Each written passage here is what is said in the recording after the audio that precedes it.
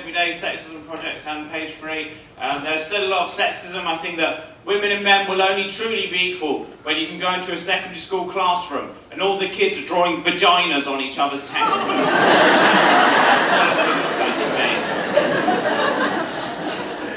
So we have the illusion of equality. Like we have things like there's a magazine called Front Magazine, one of these lads mags, and they come across as quite kind of like progressive because they have a policy of no fake boobs. No fake boobs in Front Magazine. It's quite good, but if you think about it, all they're really saying is, yes, we objectify women, yes, we view women as pieces of meat, however, all of our meat is 100% organic. It's like Waitrose misogyny.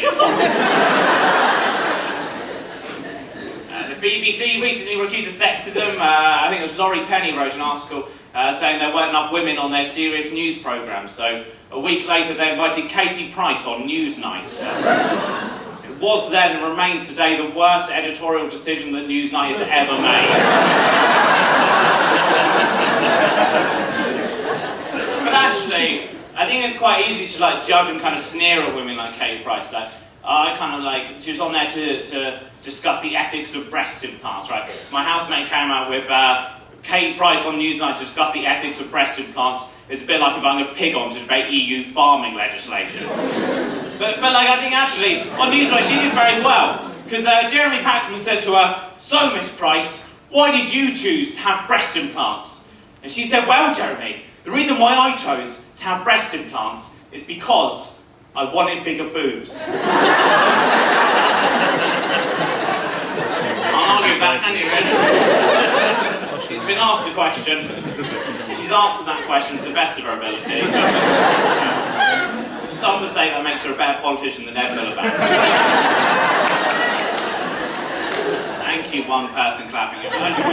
One person clapped, then I'll have been shit. Yes. Oh,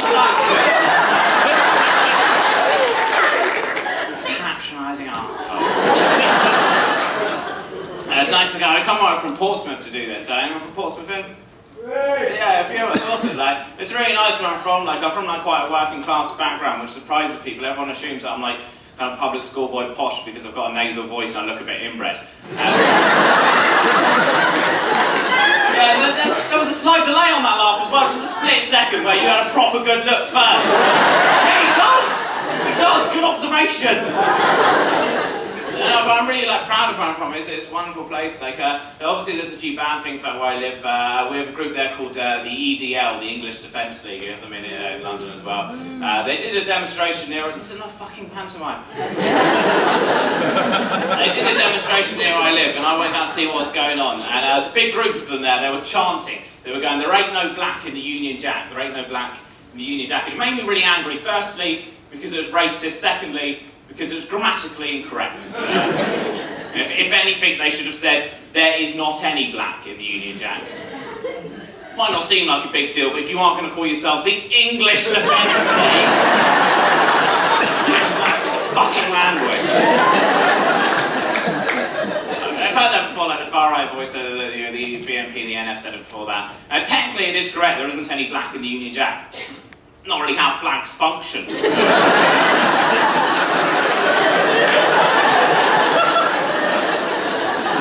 Not always direct link between what goes on a country's flag and then what you put in that country. As I found out on a very disappointing trip to Wales.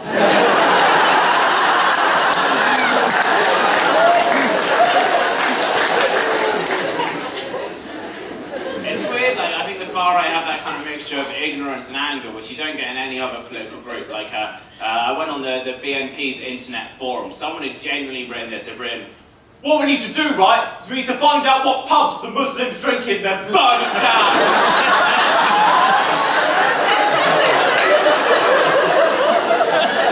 Well done, mate. You do that. Go burn down as many Muslim pubs as you want. I'll join you later. If that doesn't work, we'll poison their bacon.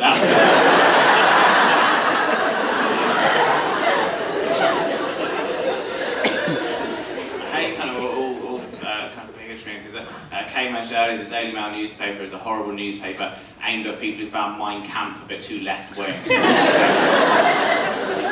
I have a housemate that reads it, and the worst writer, I disagree, I think the worst writer is Richard Littlejohn, right? I read an article once by Richard Littlejohn, and he was angry about transsexuals, right? No person in their right mind would be angry about transsexuals. This is what he said. He said, well, just because a man thinks he's a woman, doesn't make that man a woman. I might think I'm a helicopter, but that doesn't make me a helicopter.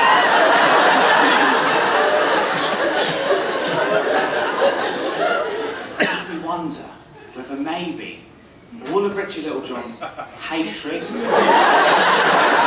intolerance and his bigotry, maybe all of that stems from a suppressed urge to be a helicopter.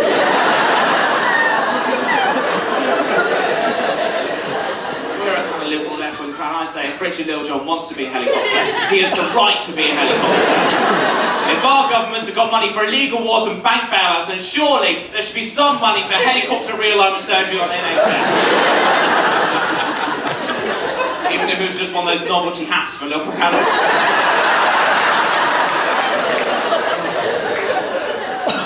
Nice. I liked it. Feminist benefits are smart. Like I did one in Brighton a few weeks ago, and I asked the audience, I said, who's the person everyone hates in Brighton, right? Someone predictably shouted out David Cameron. I said, who's worse than Cameron? Someone said Hitler. I said, who's worse than Hitler? They said Nick Clegg. I defended him. I said, come on, Nick Clegg, he's not worse than Hitler, really, is he? And then the same woman went, well, at least Hitler stuck to what he believed in.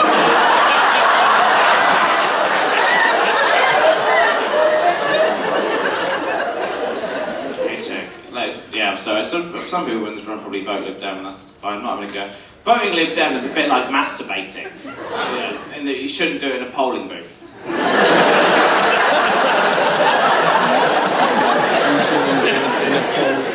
It's a horrible mess. It has to be cleared up by the voluntary sector.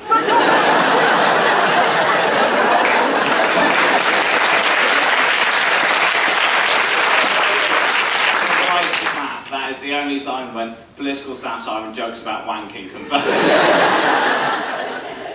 I'm going to do some jokes now. I read an interview of a comedian called Jim Davidson, who, if you're not aware of him, he was popular in the 80s, and then in the 90s he wrote an autobiography in which he boasted about the fact that he used to beat his wife. And in this interview, Jim Davidson said, the problem with modern comedians, and comedians like me, is they don't have any proper jokes, right? And I thought about that, and I thought, well, I don't really do like proper jokes when I set up a punchline. But then again, I beat my wife, so swings and roundabouts. We're both good at different things. But I thought I'll write some proper jokes, so that maybe next year I could support Jim Davidson on tour or something like that. I've written 3 jokes, I'll do them for you now. First joke is a slightly crude joke. It goes, what do you call a man who defecates into his own hand, eats his own excrement, and passes it off as entertainment? And the answer is Jim Davidson.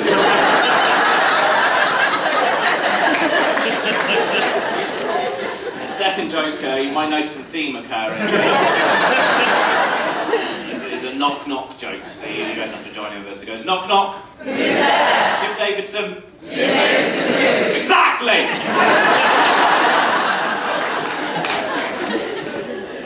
Last one. Jim Davidson and Justin Lee Collins had a fight to the death. Who won? And the answer is women everywhere. I'm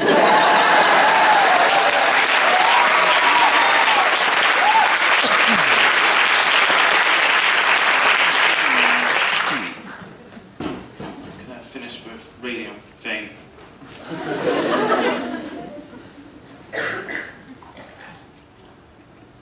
This is a list of all the members of the Conservative Party who are definitely paedophiles. It's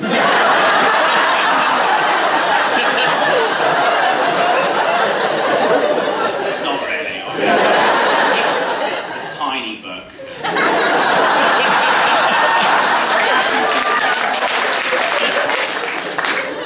This is a poem about writer's block.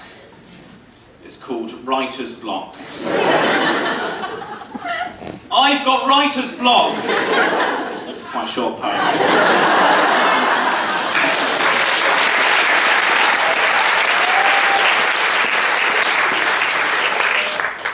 It's been genuinely lovely. I'm just going to finish this and I'll go.